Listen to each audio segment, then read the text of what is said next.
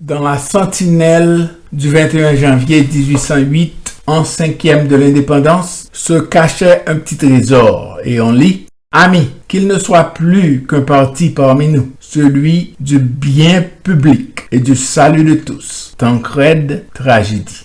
E-Magazine présente l'adresse du 7 janvier 1808 par Guy-Joseph Bonnet, signataire de l'acte de l'indépendance et président du Sénat de la République d'Haïti. Haïtiens, le Sénat n'ayant jamais cessé de veiller à votre conservation et de satisfaire à vos besoins, sans maintenant la nécessité d'ouvrir sa séance pour mettre la dernière main à l'œuvre, entreprise pour la prospérité de la République et le bonheur de tous. Le Sénat, en investissant le pouvoir exécutif de tous les pouvoirs nécessaires pour l'exécution des lois et en lui fournissant par son ajournement 2 années d'absence, tous les moyens propres à l'affermissement de l'édifice élevé au bien public, ne lui donna une si grande étendue du pouvoir que parce qu'il était fermement persuadé que le chef du gouvernement n'en abuserait pas et qu'il ne serait porté aucune atteinte à la liberté ni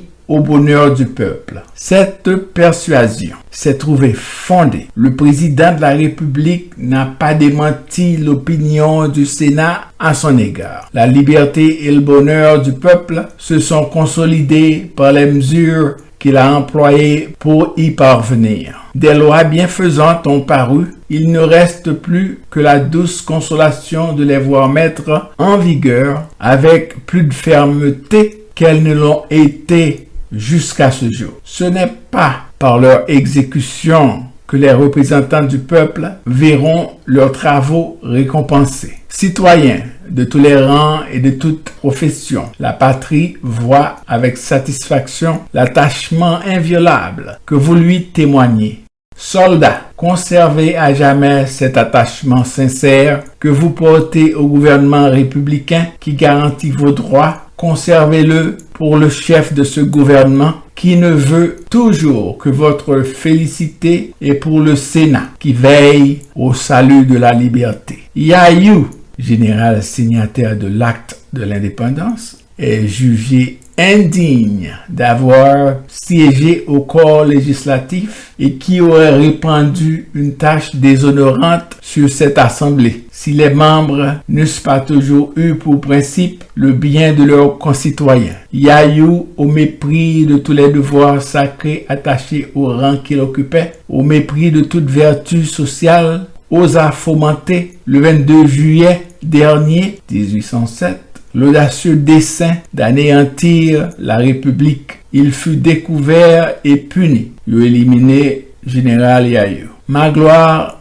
Ambroise, autre général signataire de l'acte de l'indépendance, qui succède à Yayou, peu après dans la pratique de l'art du crime, subit le même. Il a éliminé général Magloire Ambroise. Le Sénat, au nom de la patrie reconnaissante, vous témoigne au peuple d'Haïti ses actions de grâce. Il vous engage de toujours conserver les principes qui vous animent en ce jour, de ne penser qu'à maintenir l'union et l'harmonie qui doivent régner parmi les citoyens de même gouvernement et de ne plus servir d'instrument aux factieux. Démagogie. Tant que vous conserverez des sentiments d'honneur, de vertu et d'humanité, vous n'aurez rien à craindre pour votre tranquillité. N'ayez en vue que le maintien de l'ordre, de la paix, l'observation des lois et l'obéissance à vos supérieurs. Ne prêtez jamais l'oreille à aucune suggestion qui porterait à troubler l'harmonie qui existe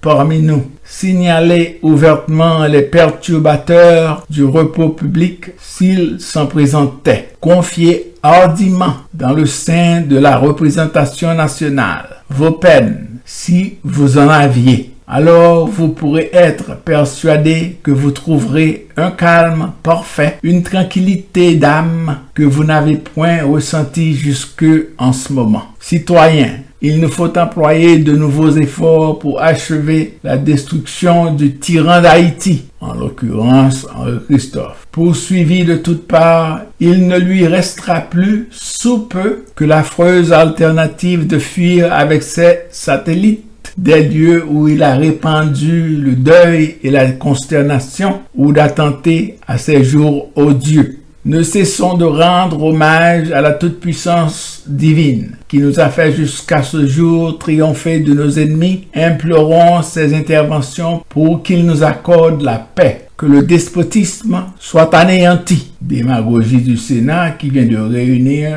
tous les pouvoirs dans les mains de Pétion. Sous les rudes coups des protecteurs de la liberté et que la République, plus belle que jamais, prenne un nouvel essor et comble de bonheur et de joie les défenseurs de la patrie. Port-au-Prince, le 7 janvier 1808, signé Guy-Joseph Bonnet, président du Sénat. Pélage Varin et Louis-Auguste Domecq, secrétaire.